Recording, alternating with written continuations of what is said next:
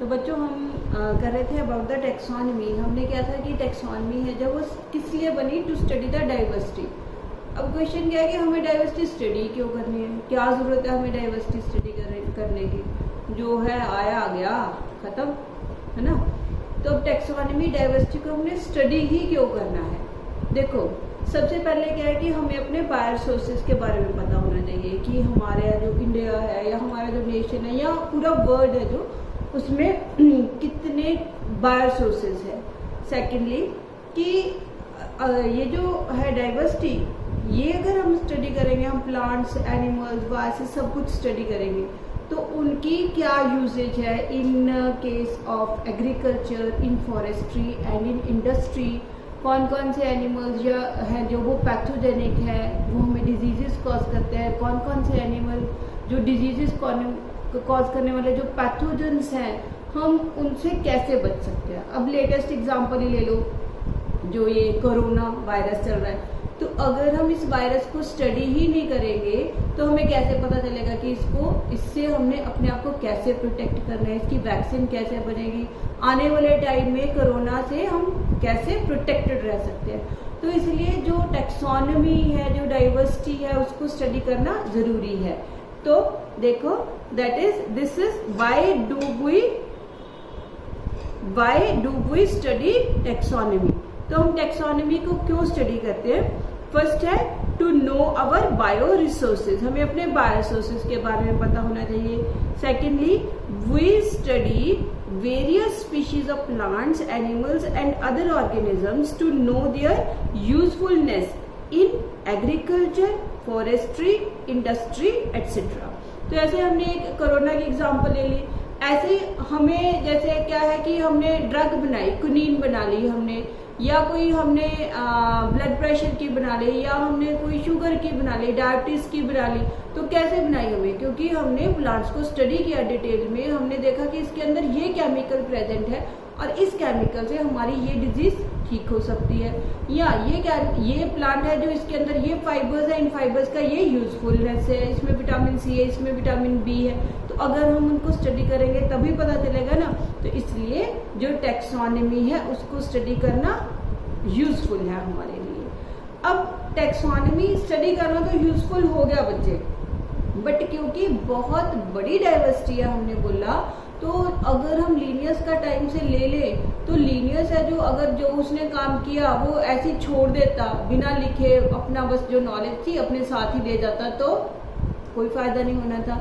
इसलिए जो साइंटिस्ट हैं वो अपनी जो नॉलेज है, जो आइडेंटिफिकेशन है, कैसे इस चीज को आइडेंटिफाई करे, वो दूसरे आने वाले जो साइंटिस्ट है, टेक्सोनमिस्ट से साइंटिस्ट है, उनके लिए छोड़ देते हैं। तो बाकी क्या है कि हम डिफरेंट एड्स बनाते हैं सो दैट कि साइंटिस्ट है जो यंग साइंटिस्ट जो होते हैं उनको अपना जो बायो रिसोर्स है, जो प्लांट्स है, जो एनिमल है, वायरसेस है, कुछ भी है, उसको आइडेंटिफाई करने में हेल्प हो सके। तो वो aids which help us in studying taxonomy, उनको हम बोलेंगे टैक्सोनॉमिक एड्स। तो आज जो हमने डिटेल में करना है दैट इज टैक्सोनॉमिक एड्स। तो नेक्स्ट आज जो है हमने करना है अबाउट द टैक्सोनॉमिक एड्स।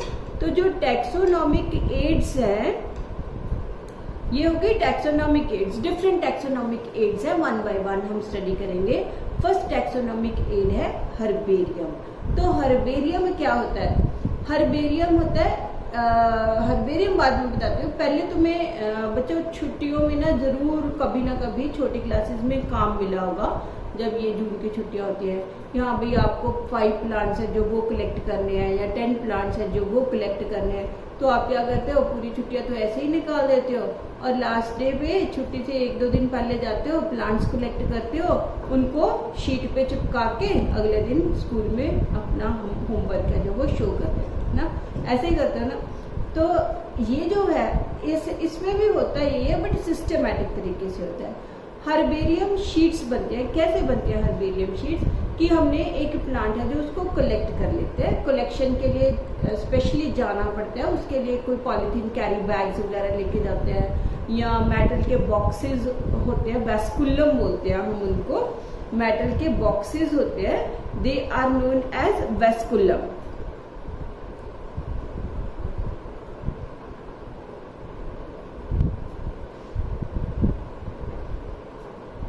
इसके साथ हमें कटर लेके जाना पड़ता है, प्लांट कटर लेके जाना पड़ता है। एक प्लांट प्रेसर्स होते हैं, वो जब लेबोरेटरीज होती है वहां पे मिल जाता है, प्लांट प्रेसर्स होते हैं। देन हमें कुछ टूल्स है जो वो साथ में लेके जाने पड़ते हैं फील्ड में। तो हम क्या करते हैं, प्लांट है जो उसको तोड़ लेते हैं, that is with roots, dug out करते हैं, डिग आउट कर लेते हैं उसको।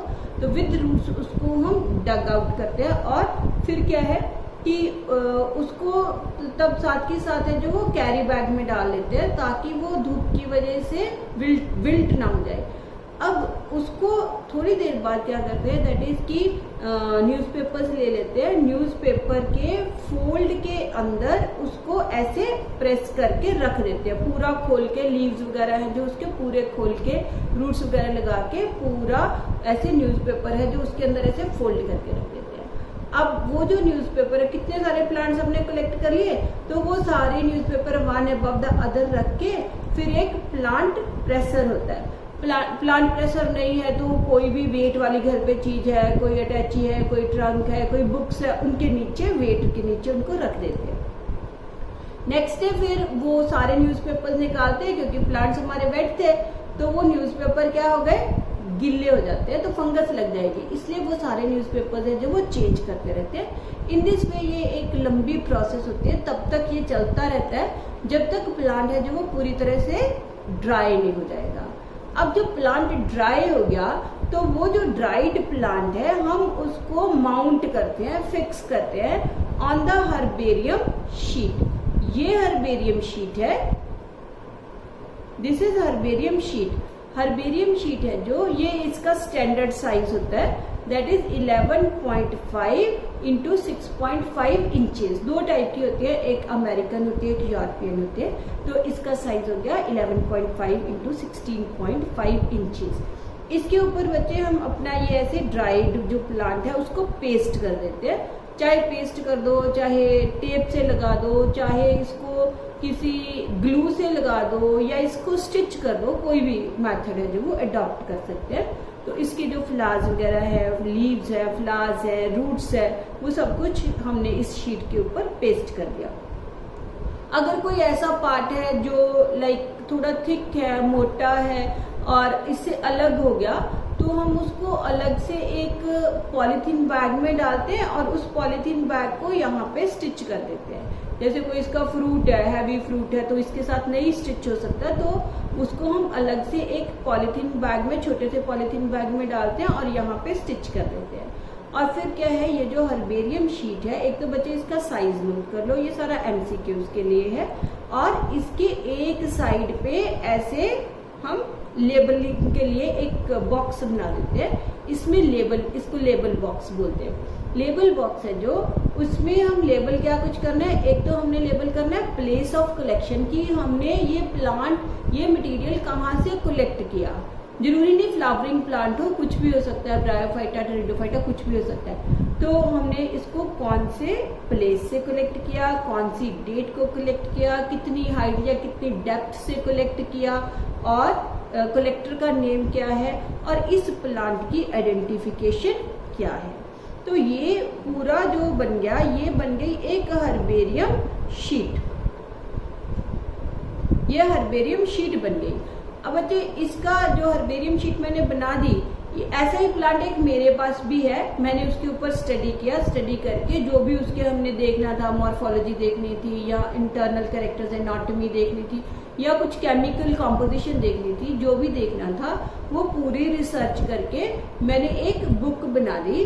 और ये जो हर्बेरियम शीट है, ये मैंने अपनी यूनिवर्सिटी में डिपॉजिट करवा दी।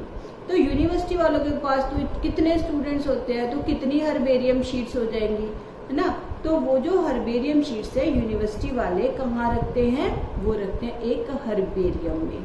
तो फिर हर्बेरियम क्या हो गया, हर्बेरियम में हमने क्या रखा, ड्राइड शीट्स, जिनके ऊपर क्या लगे हुए हैं, ड्राइड प्लांट्स को हमने माउंट किया हुआ है, स्टिच किया हुआ है।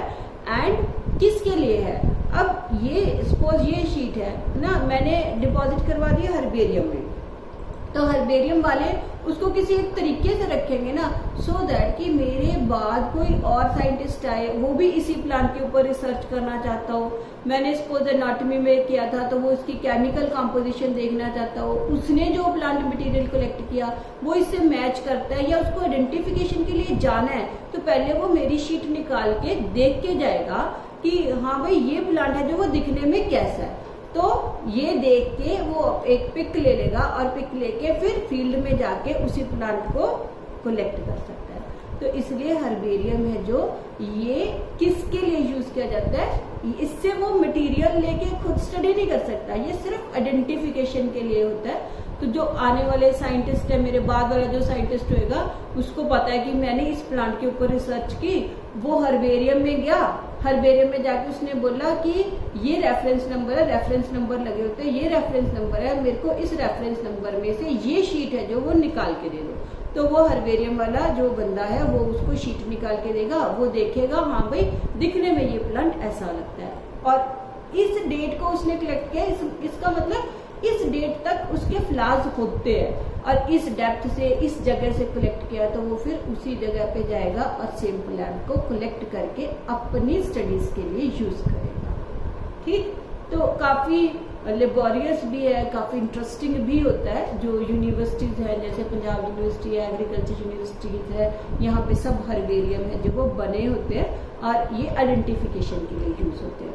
तो हर्बेरियम है जो ये क्या हो गया, हर्बेरियम हो गया स्टोर हाउस, आप भी लिख सकते हो यहाँ से, it is a store house of collected plant specimens that are dried, pressed, press किया था ना हमने, एंड प्रिजर्व्ड। किस में प्रिजर्व किया है हमने, ऑन शीट्स।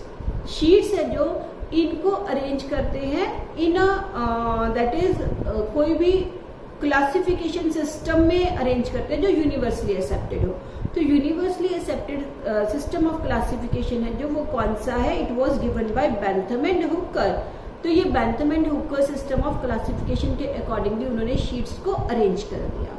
ये जो सिस्टम ऑफ क्लासिफिकेशन है ना बच्चे, हम सेकेंड चैप्टर में जाके करेंगे, Bentham and Hooker system of classification. और ये किसके लिए हम यूज करते हैं, जब भी बच्चों एमसीक्यूज करने हैं ना तो ये सब चीजें याद रखनी है।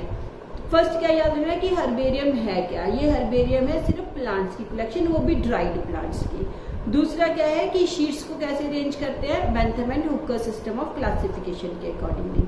तीसरा शीट का साइज क्या है, 11.5 इंटू 16.5 इंचेस। चौथा यूज क्यों होती है, सिर्फ किसके लिए, फॉर आइडेंटिफिकेशन। तो it is a quick reference system in taxonomic studies. ये सिर्फ आइडेंटिफिकेशन के लिए यूज होगा, ना कि आगे स्टडी के लिए यूज होगा। तो ये क्विक रेफरेंस सिस्टम है इन टैक्सोनॉमिक स्टडीज। ठीक, ये याद रहेगा। तो हर्बेरियम है जो वो जगह जगह पे हर्बेरियम होते हैं, जैसे यूनिवर्सिटीज के हर्बेरिया छोटे होते हैं, फिर नेशनल लेवल पे हर्बेरियम होते हैं, फिर इंटरनेशनल लेवल पे हर्बेरियम होते हैं। तो जितना छोटी जगह है उतना छोटा हर्बेरियम होगा, जितना बड़ा हम ले लेंगे उतना ही बड़ा हर्बेरियम हो जाएगा। देन नेक्स्ट है जो हमारे पास दैट इज कि सेकेंड है बोटेनिकल गार्डन। बोटेनिकल गार्डन है जो वो सबने देखा होगा, स्कूलों में भी होता है बोटेनिकल गार्डन, होते हैं ना स्कूल्स में बोटेनिकल गार्डन। तो वहाँ पे अगर आप गए हो तो आपने देखा होगा वहाँ पे लाइव प्लांट्स होते हैं। तो बोटेनिकल गार्डन है जो उनमें लाइव प्लांट्स होते हैं, और नीचे देखा होगा कि एक नेम प्लेट है जो वो लगी होती है जिसमें उसका नाम लिखा होता है। तो बोटेनिकल गार्डन है जो ये लाइव प्लांट्स की कलेक्शन है, वहाँ से भी आप प्लांट मटेरियल कलेक्ट नहीं कर सकते, सिर्फ आपको आइडेंटिफिकेशन है जो उसके लिए ये होता है। तो बोटेनिकल गार्डन है जो they are collection of live plants and they are used for identification. एक प्लेट लगी होती है, बोटेनिकल गार्डन है जो वहां पे एक प्लेट लगी होती है, बोटेनिकल गार्डन। तो देखा होगा आपने, दैट इज ये प्लांट लगा हुआ है, ये प्लांट लगा हुआ है, यहाँ पे उसका एक ऐसे नेम प्लेट लगी हुई है। जैसे यहाँ पे उसका बोटेनिकल नेम लिखा होगा मैंजीफेरा इंडिका। और बोटेनिकल गार्डन्स है जो वो काफी बड़े बड़े लेवल पे भी होते हैं। फर्स्ट जो बोटेनिकल गार्डन है ये बनाया था एरिस्टोटल ने। फर्स्ट बोटेनिकल गार्डन नहीं सॉरी एरिस्टोटल ने नहीं बनाया था। फर्स्ट बोटेनिकल गार्डन है जो ये बनाया था थियोफ्रास्टस ने। थियोफ्रास्टस है जो ये है फादर ऑफ बॉटनी। तो बड़ी इंटरेस्टिंग स्टोरी है कैसे ये बोटेनिकल गार्डन्स है जो उनका सिलसिला शुरू हुआ। तो थियोफ्रास्टस है जिस ये स्टूडेंट था, इसका टीचर कौन था? इसका टीचर था एरिस्टोटल। एरिस्टोटल है जो उस टाइम में तो बहुत कम ऐसे साइंटिस्ट होते थे।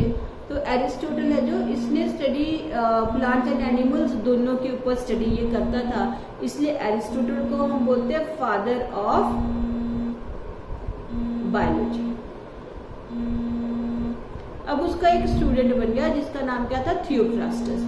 तो दोनों ने काम बांट लिया। तो एरिस्टोटल है जो वो एनिमल्स के ऊपर ज्यादा स्टडी करने लग गया और थियोफ्रास्टस है जो वो प्लांट्स के ऊपर ज्यादा स्टडी करने लग गया।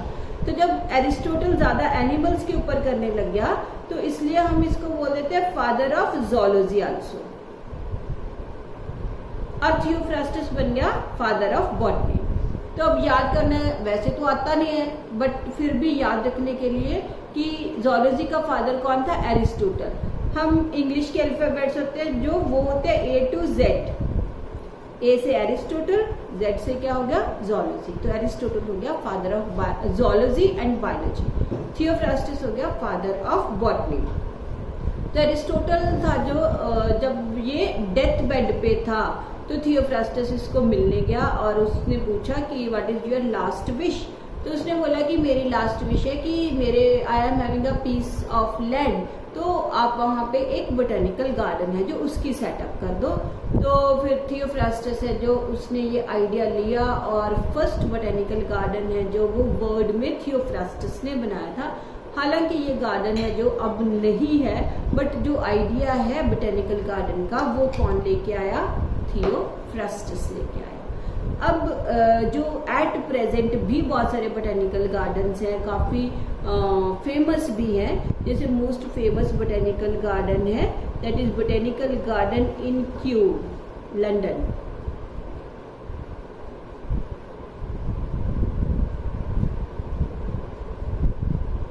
इंडिया में भी बहुत सारे बोटेनिकल गार्डन हैं। एक तो है लालजी बाग बोटेनिकल गार्डन है, देन है हमारे पास जो बोटेनिकल गार्डन है इंडियन बोटेनिकल गार्डन है, काफी बड़ा है इंडियन बोटेनिकल गार्डन।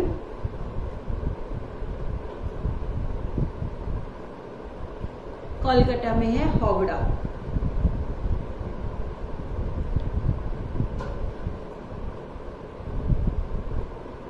इसके अलावा है national botanical research institute Lucknow, national botanical research institute Lucknow, India. तो ये हो गए बोटेनिकल गार्डन्स। लाइव कलेक्शन है एंड बोटेनिकल गार्डन है जो वो सिर्फ आइडेंटिफिकेशन पर्पस के लिए हम यूज करते हैं।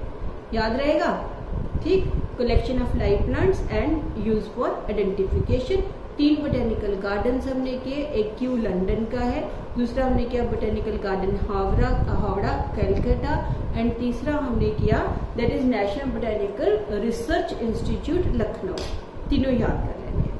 देन नेक्स्ट आ गया हमारे पास म्यूजियम। तो म्यूजियम भी आप सबने देखा होगा। म्यूजियम के अंदर क्या होता है? प्रिजर्व्ड प्लांट्स एंड एनिमल्स होते हैं। आप लोग समझते हो कि म्यूजियम में सिर्फ एनिमल्स होते हैं बट म्यूजियम में प्लांट्स भी होते हैं। तो इसलिए ये चीज जब MCQs करते हो तो याद रखना है, म्यूजियम है जो that is collection of preserved plants and animals. तो जो प्रिजर्वेशन है ना बच्चे इनकी, तो एक जैसे अब तो गवर्नमेंट ने जो इसने बंद कर दिया, अदरवाइज पहले हर एक स्कूल में वो आपने शायद बॉटल्स देखी होंगी, बॉटल्स के अंदर एक प्रिजर्वेटिव रहता है। वो जो प्रिजर्वेटिव होता है वो होता है FAA, formalin acetic acid, FAA formalin acetic acid. उसके अंदर इंसेक्ट्स है जो, या जो भी मोलस्क्स है, इंसेक्ट्स है, फिश है, उनको प्रिजर्व करके रखते हैं। तो ये जो म्यूजियम है इसके अंदर प्लांट्स भी हैं, एनिमल्स भी हैं, उनको हम प्रिजर्व भी कर सकते हैं इन FAA, that is formalin acetic acid. Preservative भी लिख सकते हो आप, प्रिजर्वेटिव में हम इनको प्रिजर्व कर सकते हैं, जो प्रिजर्व करने वाले होंगे। अदरवाइज जैसे इंसेक्ट्स वगैरह हैं, इंसेक्ट्स है ना जो उनको किल करते हैं, किल करने के बाद उनके ऊपर दैट इज फंजीसाइड वगैरह लगाते हैं, सो दैट कि वो खराब ना हो, और उसके बाद उनको इंसेक्ट बॉक्सेस में पिन कर देते हैं। बॉक्स खोलते हैं, इंसेक्ट्स दिखा देते हैं। देन स्पेसिमेंस हो गए, प्रिजर्वेटिव में डाल देते हैं। जो लार्जर एनिमल्स हैं जैसे कोई मंकीज है, देन कोई और लार्जर साइज के एनिमल्स हैं, उनका वो अंदर से पूरा विसरा वगैरह खाली कर देते हैं और उसके अंदर स्टफिंग कर देते हैं। तो वो पूरा का पूरा एनिमल है जो स्टफ करके उसको प्रिजर्व करते हैं। इसके अलावा स्केलेटन्स प्रेजेंट होते हैं। ह्यूमन बींग्स का स्केलेटन आपने बड़ी बार अपने स्कूल की लेबोरेटरी में देखा होगा। हम उसको लेबोरेटरी ही बोल देते हैं, अदरवाइज वो म्यूजियम होते हैं उसके अंदर। तो म्यूजियम है जो, जैसे हमने बोला कि ऐसे ना ऐसे बच्चे ऐसे करके बॉटल्स होती है लंबी लंबी सी, ये जो बॉटल्स हैं इनका ढक्कन ऊपर से बंद होता है, ये खुल नहीं सकता अंदर ऊपर से, और इसके अंदर ऐसे प्रिजर्वेटिव होता है, और इसके अंदर क्या पड़ा हुआ है, एनिमल पड़ा हुआ है। जैसे ये फिश पड़ी हुई है इसके अंदर, तो ये जो फिश है हम इसको, इसके कैरेक्टर्स है जो एक्सटर्नल कैरेक्टर्स वो देख सकते हैं। तो जो टीचर्स हैं इसको यूज करते हैं फॉर स्टडी एंड रेफरेंस। तो म्यूजियम जो है, एक तो याद रखना है ये कलेक्शन है प्लांट्स एंड एनिमल्स की। प्लांट्स के कुछ पार्ट जैसे एल्गी वगैरह है जो, उसको हम प्रिजर्व कर सकते हैं, तो वो म्यूजियम में पड़ी हुई थी। एंड इंसेक्ट्स हो गए, इंसेक्ट बॉक्सेस में, स्पेसिमेंस को हम कंटेनर्स में डाल देते हैं, लार्जर एनिमल्स को स्टफ करके रख देते हैं, स्केलेटन्स भी प्रेजेंट होंगे, और म्यूजियम है जो वो हम यूज करते हैं फॉर स्टडी एंड रेफरेंस। मतलब टीचर्स पढ़ाते भी इसको दिखा के स्पेसिमेन को, और रेफरेंस भी कि आपने यहाँ से देख लिया कि हाँ भाई ये फिश ऐसी लगेगी दिखने में। आपको कहीं फिर वो वैसी फिश लाइव देखने में मिलती है तो आप उसको बता सकते हो, आइडेंटिफाई कर सकते हो कि ये फिश तो हमने म्यूजियम में देखी थी, तो ये इसका नाम ये। थर्ड जो की है हमारे पास, वो आ गई हमारे पास ज़ूलॉजिकल पार्क्स। ज़ूलॉजिकल पार्क्स है जो, जिनको हम जू भी बोल देते हैं। देखे हैं सबने, लाइव एनिमल्स होते हैं जिनको हम एक प्रोटेक्टेड एनवायरनमेंट में रखते हैं, और ह्यूमन बींग्स हैं उनकी केयर करते हैं। तो जनरली जो बच्चे हैं उनको जू में लेके जाते हैं पेरेंट्स दिखाने के लिए कि देखो बच्चों ये मंकी क्या कर रहा है, देखो एलिफेंट कैसा है, देखो टाइगर क्या कर रहा है ना। तो कोई भी हाँ भाई ये जो है एनिमल ये ऐसे हैबिटेट में रहता है, इसका ये हैबिट्स है, तो ये स्टडी करने के लिए हम जू बनाते हैं। तो जू है जो, वो क्या है, जू या ज़ूलॉजिकल पार्क्स एक ही बात है। They are wild animals are kept in protected environment under human care. Wild animals है जो, उनको हमने प्रोटेक्टेड इन्वायरमेंट में रखा है और ह्यूमन बींग्स उसकी केयर करते हैं। किस लिए हमने रखा है, क्या स्टडी करते हैं हम? This enables us to learn about their food habits and their behaviour. उनका बिहेवियर कैसा होगा, कि कई बार हम जब जू में जाते हैं बंदर वगैरह को देखते हैं, अगर आप कोई फेरोशियस अपना वो एक्सप्रेशन देते हैं तो वो बंदर भी आपको वैसे एक्सप्रेशन देगा, है ना। आप उसको टीज करोगे तो वो आपको मारेगा।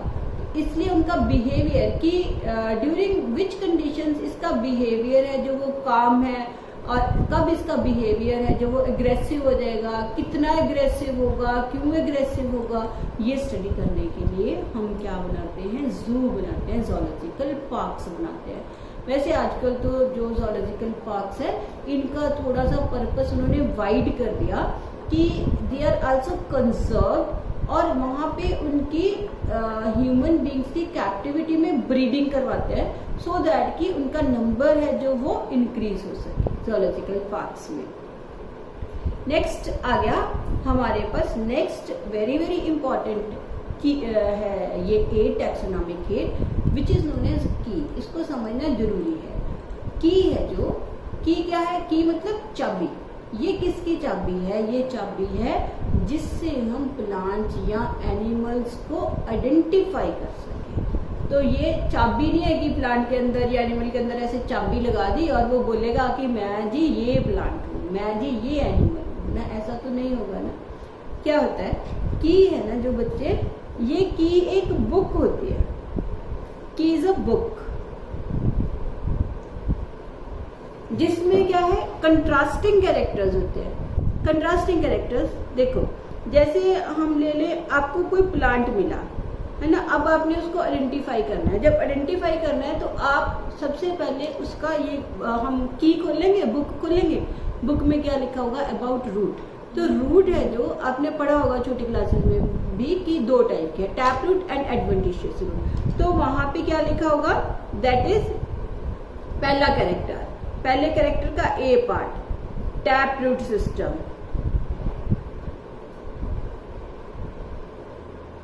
बी पार्ट ना, that is adventitious root system. अब आप देखोगे प्लांट के पास टैप रूट है या एडवेंटिशियस रूट है। अगर टैप रूट है तो यहां वो देगा if tap root then go to character number 3, if adventitious root go to character number 2। तो आइडेंटिफिकेशन के लिए उसने दो स्टेटमेंट्स दे दी, दोनों क्या है? अपोजिट है ना। तो ये जो दो स्टेटमेंट्स है इनको हम क्या बोलेंगे? इनको हम बोलेंगे कपलेट। अब इनमें से एक स्टेटमेंट हमें लीड करेगी to another character for identification, इसलिए इसको हम बोल देते हैं लीड, या ये हमें लीड करेगी for another character for identification, तो हम इसको भी क्या बोल सकते हैं? लीड।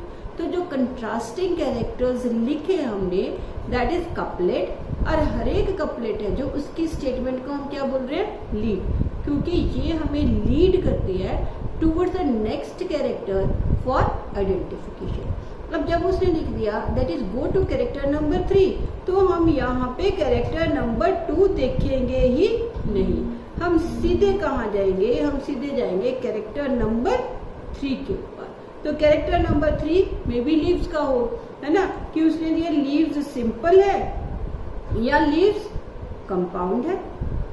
अब वो कहता है सिंपल या कंपाउंड, कंट्रास्टिंग हो गए ना। तो अब वो कहता है कि अगर सिंपल है तो go to character number this, अगर कंपाउंड है तो go to character number this. In this way वो एक एक कैरेक्टर है जो उसको कपलेट की फॉर्म में लिखता जाएगा, and at the end you will get the name of your plant. Similarly animals के केस में वो ऐसे कपलेट्स बनाएगा, and ultimately these couplets will lead to identification of your animal. तो ये हो गई की। अब देखो की, ये देख लो एक बार की, ठीक। तो की में हमने क्या किया कि एक ये बुक है, की is a book for the identification of plants and animals, जिसमें दैट इज कैरेक्टर्स है जो वो अपोजिट कैरेक्टर्स, कंट्रास्टिंग कैरेक्टर्स लिखे हुए हैं, दो स्टेटमेंट्स में लिखे हुए हैं, तो इनको हम कपलेट बोलते हैं। और हर एक स्टेटमेंट को हम क्या बोल रहे हैं? लीड बोल रहे हैं। और लीड है जो वो ultimately lead to the identification of your plant और एनिमल। तो देखो ये क्या है, ये देखो की है जो it has contrasting characters in pairs में लिखे थे हमने, क्या बोला उसको? Couplet. Choice made between two opposite characters and each statement is known as lead. Keys are used for identification of plants and animals, and they are analytical in nature. Analytical in nature मतलब they are based upon logical reasoning.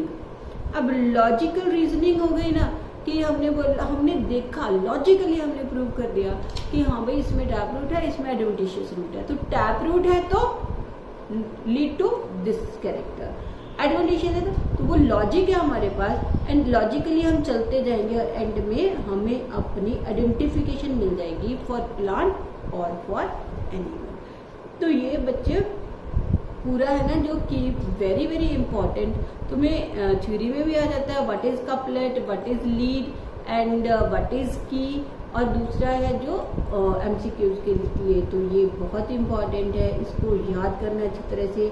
इसमें से कुछ statements वो दे देगा, जैसे keys है जो they are meant for identification of plants only, तो ये प्लांट्स के लिए नहीं है, दोनों के लिए plants as well as animals. Opposite characters ये होंगे, दोनों कैरेक्टर्स को हम कपलेट बोलेंगे और ईच स्टेटमेंट को हम लीड बोलेंगे, and it is based upon analytical nature, logical reasoning है जो उसके ऊपर ये बेस्ड होती है। तो हमने अब तक क्या कर लिया, हमने कर लिया अबाउट द हर्बेरियम।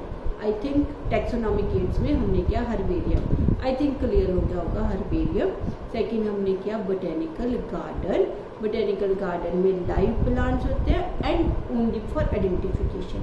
म्यूजियम में जो है प्रिजर्व्ड प्लांट्स एंड एनिमल्स दोनों होते हैं for study and reference. Zoological parks में लाइव एनिमल्स होते हैं to study the behaviour and food habits. Keys में हमें बुक होती है which lead us to the identification of plants और animals and is based upon the analytical nature. ये clear हो गया। अब आगे हमारे पास क्या आ गया, आगे आया हमारे पास flora, manual, monograph and catalogue. ये भी इंपॉर्टेंट है, इनमें डिस्टिंग्विश करना जरूरी है आपको। तो देखो फ्लोरा, फ्लोरा मतलब हो गए प्लांट्स ना, कोई भी प्लांट, जरूरी नहीं कि फ्लावरिंग प्लांट्स हो, कोई भी प्लांट। तो फ्लोरा है जो वो बुक होगी, वो डिस्क्रिप्शन होगी जिसमें एक ही एरिया के जो प्लांट्स है, फ्लोरा है, उसकी क्या दी हुई है, डिस्ट्रीब्यूशन दी हुई है, उसका क्या दिया हुआ है, हैबिटेट दिया हुआ है। तो जो फ्लोरा है, फ्लोरा हो गया that is it contains special account of habitat and distribution of plants of particular area। तो यहाँ पे that is habitat and distribution, दोनों स्टडी होंगे एक एरिया का जितना भी फ्लोरा है ना। क्लियर। अब दूसरा आ गया हमारे पास मैनुअल। तो मैनुअल है जो, मैनुअल में क्या होता है, मैनुअल में उस एरिया की स्पीशीज है जो उनके बारे में डिस्क्रिप्शन होती है। यहाँ पे पूरा फ्लोरा है, यहाँ पे क्या है, स्पीशीज है। यहाँ पे इस एरिया में वीट की इतनी स्पीशीज है, पंजाब का एरिया है सपोज है ना, तो पंजाब में वीट की इतनी स्पीशीज ग्रो करते हैं, और ये जो स्पीशीज है यहाँ पे इस बेल्ट में ये स्पीशीज ग्रो होते हैं, इस बेल्ट में ये, इस बेल्ट में ये, इसको ये चाहिए, इसको ये चाहिए, एंड ऐसे ही कॉटन की इतनी स्पीशीज यहाँ पे ग्रो की जाती है, that is known as the manual. तो मैनुअल हो गया that is it provides useful information regarding identification and name of species found in an area, फिर थर्ड आ गया हमारे पास दैट इज मोनोग्राफ। मोनो मतलब सिंगल, ग्राफ हो गया उसकी पूरी डिस्क्रिप्शन। तो मोनोग्राफ हो गया वो बुक जिसमें किसी एक टैक्सोन की डिस्क्रिप्शन, ठीक है। Monograph contains description of any one taxon. अब बच्चों आपको याद है हमने टैक्सोन किसको बोला था, टैक्सोन हमने बोला था कोई भी कैटेगरी हो सकती है। मे बी इस बुक में सारे मैमल्स के बारे में हो, मे बी इस बुक में सारे डॉग्स के बारे में हो, मे बी इस बुक में सिर्फ कैट्स के बारे में हो, मे बी इस बुक में दैट इज किसी एक फाइलम के बारे में हो पूरा का पूरा। तो जब किसी एक टैक्सोन को डिस्क्राइब करेंगे तो वो क्या बनता है, monograph. Clear? Flora, manual and monograph. Flora हो गया एक एरिया का जितना भी फ्लोरा है उसका हैबिटेट एंड डिस्ट्रीब्यूशन। मैनुअल हो गया एक स्पीशीज का नेमिंग एंड आइडेंटिफिकेशन। मोनोग्राफ हो गया किसी एक टैक्सोन की डिस्क्रिप्शन। वो टैक्सोन कुछ भी हो सकता है। That taxon can be at class level, order level. वो डॉग भी हो सकता है, वो मेमेलिया भी हो सकता है, वो कैनिडी भी हो सकती है। तो एक कोई भी टैक्सोन की डिस्क्रिप्शन, उसको हम बोलेंगे मोनोग्राफ। ये पूरा नोट कर लो क्योंकि इंपॉर्टेंट है। एमसीक्यूज में तो इतनी बार ये नीट में क्वेश्चन आता है ना, बहुत बार नीट में ये क्वेश्चन आता है।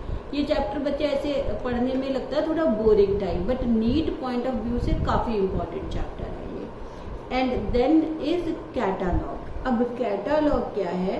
कैटालॉग जैसे हम आपने सुना होगा कि ये जी कैटालॉग है, तो वो कैटालॉग में क्या दिया होता है, जैसे हम कहें कि किसी ऑथर की बुक्स के बारे में दिया होगा कि भाई ये कैटालॉग है, या एक किसी टैक्सोन के ऊपर, हाँ भाई डॉग के ऊपर, या जो टैक्सोन मेमेलिया है, क्लास मेमेलिया है, इसके ऊपर ये ऑथर्स की बुक्स आपको मिलेंगी। इसने अपनी बुक में इतने जो है जीनस, इतनी स्पीशीज को डिस्क्राइब किया हुआ है, इसने इस ईयर से इस ईयर तक डिस्क्राइब किया हुआ है, तो उसको हम क्या बोलेंगे? That is known as catalogue. तो कैटालॉग है जो, वो क्या हो गया? It is a small booklet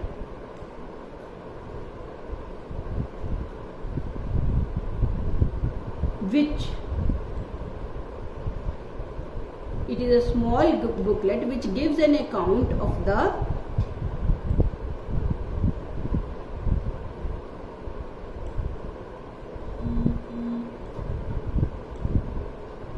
special books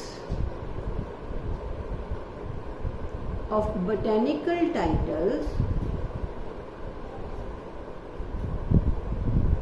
full name of author,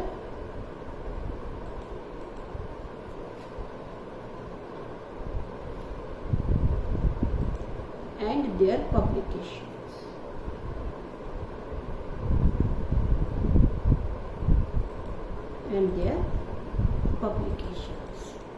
तो बच्चों ये हमने पूरा चैप्टर हो गया हमारा खत्म। तो कोई डिफिकल्टी हुई देख लो पूरी वीडियोस, कोई डिफिकल्टी हुई पूरा चैप्टर है जो एनसीईआरटी में से लर्न कर लो। किस दिन लाइव क्लास लेंगे हम, और सुन लूँगी मैं पूरा चैप्टर। कोई डिफिकल्टी हुई तो मेरे को व्हाट्सएप कर